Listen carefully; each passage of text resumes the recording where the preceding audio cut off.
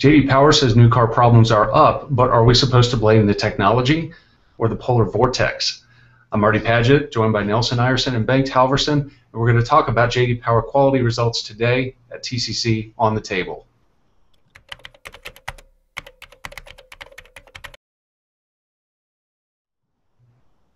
Yeah, so JD Power, big annual announcement this morning.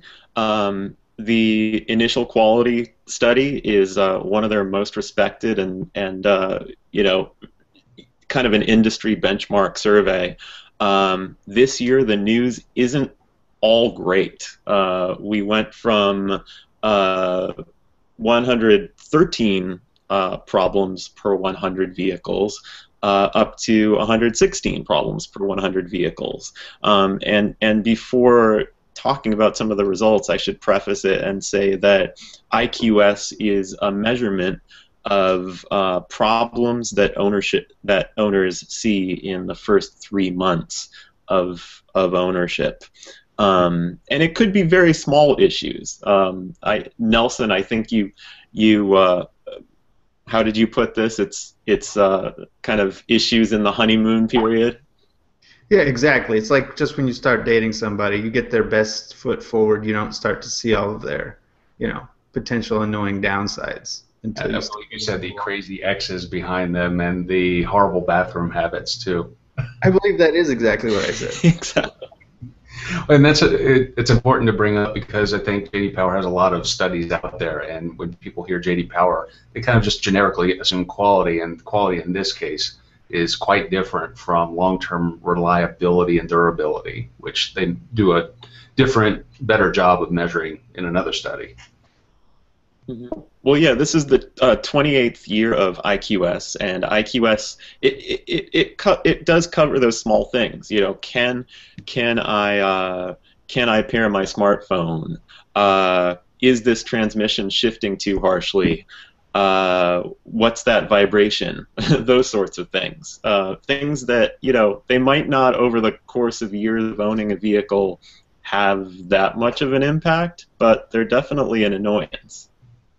It's just a range of things that they're trying to measure with this study, and I think it grabs so many intangibles and so many tangibles. I often have trouble looking at it and saying, what should I tell people about this? Yeah, and so the big news this year was that consumers are continuing to have problems with connectivity and in-car technology. Pairing the smartphone, getting Bluetooth to work properly when you're in and out of a car, getting interfaces to work, getting audio systems to function the way that you want them to, and to keep your settings. Those are fundamental issues, and it sounds like we're not the only ones having these issues with cars. We've certainly seen plenty of kind of little niggles and issues with infotainment systems. The other kind of wild card in this that JD Power mentioned, well, first, there are a couple outside elements. One of them is that the industry launched a record number of vehicles in the past year, kind of catch up. We've seen this for sure. We're sort of in catch up mode still from the bounce back of the industry, and we're seeing a lot of niche models launching. The first year of any model, you can expect more of these little issues than typical. The other issue, though, is weather, and I thought that curious that Power included that in their release this morning and mentioned it in a couple of places. The polar vortex, the abnormally frozen, rough winter that the Northeast and the Midwest had this year, it probably had an impact on these small issues. It probably didn't set those infotainment systems up for success, and it probably led to more complaints about climate control systems and possibly transmission shifts and that sort of thing. I think it's it might be telling in some of those vehicles that, hey, this is maybe the first time the person used the seat heaters in really cold conditions, and maybe they finally just realized they only heat the seat bottoms, not the backs. Or my friend who has a Hyundai Elantra, heaters in the back seat, and I have a $60,000 German luxury car that doesn't have seat heaters at all. So again, it's that huge range of what quality means to that individual that is, it's not troubling, but I think it's more difficult to define than what they do here.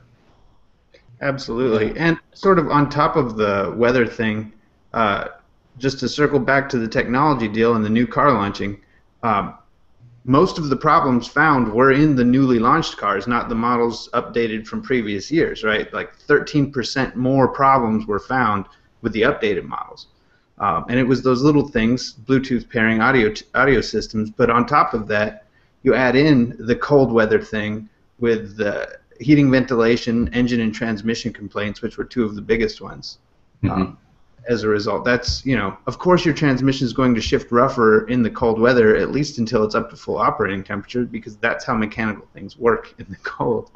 But people don't necessarily, you buy a new car, you expect it to just work, even if it is, -10 outside this year. But at the same time, a couple of the vehicles that were brand new last year were tops in their categories too. So, I think some brands benefit from overperforming expectations, like the Kia Cadenza and even the Buick Encore.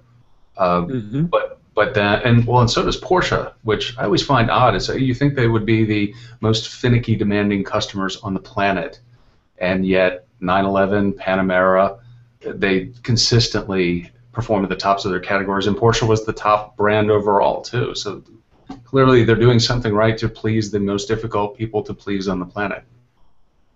Yeah, Porsche has done remarkably well, and it did make me wonder: is there a correction factor for people simply not driving vehicles as much? I mean, I know that a lot of Porsches will get garaged quite a bit more during certain parts of the year, so there must be some kind of mileage correction factor in this metric too. We're just not sure, to what degree. Oh, that's an interesting point, because of the Cayenne, maybe the vehicle that Porsche drivers would use the most in the winter, did not finish at the top of its category. It was the sports cars and the Panamera. Yeah. So I forget what the other top finishers were, but I know that the Koreans did really well overall. Yeah, the Koreans did really well overall. The Kia Cadenza and Sportage. GM had 6 segment awards, which is really impressive, and it's a good contrast to all the recalls in the news. Buick Encore, Chevy Malibu, Chevrolet, Silverado HD, the Suburban, the GMC Terrain, the GMC Yukon. Those were all at the top. Ford had the Edge in the F-150 and the Lincoln MKX. Nissan had the Juke for a tie in its segment, as well as the Infiniti QX50 and QX80, and then the Chrysler Town and Country was at the top of its segment, as well as the Dodge Challenger. And then I thought this curious, that on a brand basis, Mazda was way down near the bottom, not at the bottom, but near the bottom, and yet the Mazda 5 and the Miata, the MX-5 Miata, were segment leaders. And those are their lowest volume cars. Unfortunately, yes. I don't know what to make of that, because I've owned one of their cars before. It was an exceptionally well-built car. Maybe that is high expectations for what we all trumpet in reviews, not meeting that, especially on the infotainment front. I wonder if they just don't score well because they don't have some of the systems, or some of those systems are priced really high or only available in the upper trim levels. Yeah, and I think of that in particular on the Mazda 3 and the Mazda 6, that TomTom system that on the connectivity front was launched in those vehicles, and those vehicles were launched in the past year, and so issues with that probably came into play. Well, yeah, and if you look at the segment winners list, right, it's almost like an inversion of what the proverbial man on the street would expect. GM at the top, Hyundai, Kia next, then Ford, Nissan, VW Group, and Fiat Chrysler all tied in the middle. Mazda, Honda, and Lexus below them. But if you turn that around and consider it in terms of value, right, like the amount of equipment you get at a reasonably priced vehicle, so it's going to skew at least possibly the amount of vehicles in the results. Maybe it does make sense because GM, Hyundai, Kia, they're both offering a lot of content at rather low price points in a lot of their vehicles, whereas Ford, Nissan, VW, even Fiat have kind of gone slightly more mid-range to premium in some of their pricing segments in order to get the equipment you really want. And, of course, Honda has long been a victim of that pricing problem, pushing the Accord well up into the upper $30,000 range for a nicely outfitted vehicle. And Lexus is the only luxury brand even on that list, aside from the one Infiniti, of the segment winners. Not the overall brand, because Porsche obviously topped that. But that's possibly one way to look at the, to me, rather unexpected segment winner results. So are you saying love can be bought?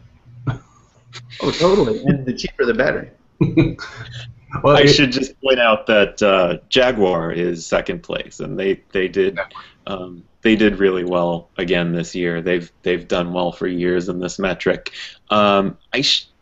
which probably that goes to show that when you look at a number of these brands, Porsche, Jaguar, Lexus, Hyundai, Toyota, Chevy, Kia, a lot of those top finishers, they're not necessarily conservative in their approach to infotainment, but they're not some of the most daring deployments, we'll say that. Right. And a lot of the brands that have made a point to be more edgy in their infotainment and their interfaces and their controls are farther down in the list. Well, I would point out the GM stuff that is a nice balance between the two and probably didn't lose them any points in the survey. IntelliLink and MyLink are really simplified touchscreen interfaces, and they're on a lot of the new vehicles, and they've probably been met with a lot of applause, unlike Q. And you don't see Cadillac and Q filtering to the top of any of these lists. The interesting thing that I'm just pulling out of the story now is that loyalty on a brand basis is below 50% now. So if you've, as an auto industry person, if you sold a car to this person, 1 in 2 chance that they're going to come back and get the next one again. I mean, it's just tons of marketing money that's got to keep shoveling onto the fire to keep people interested. Yeah.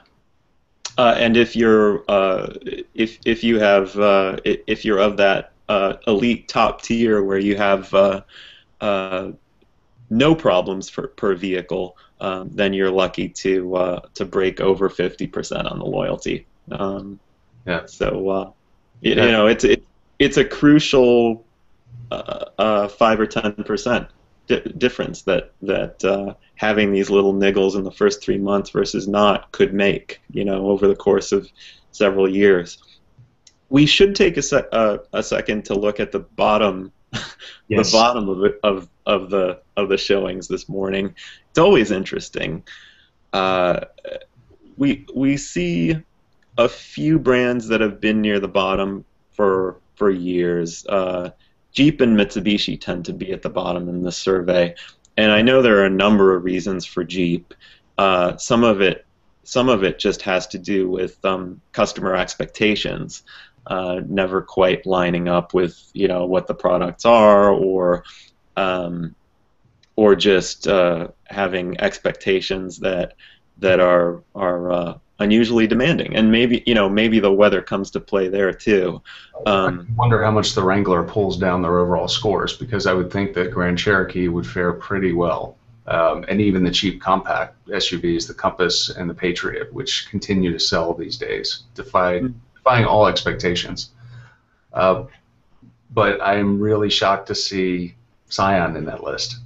Yeah, I'm shocked to see Scion on that list. I'm also shocked to see, Mitsubishi had one launch this past year, but other than that, they're their lineup. Well, no, they had two. They had Mirage also.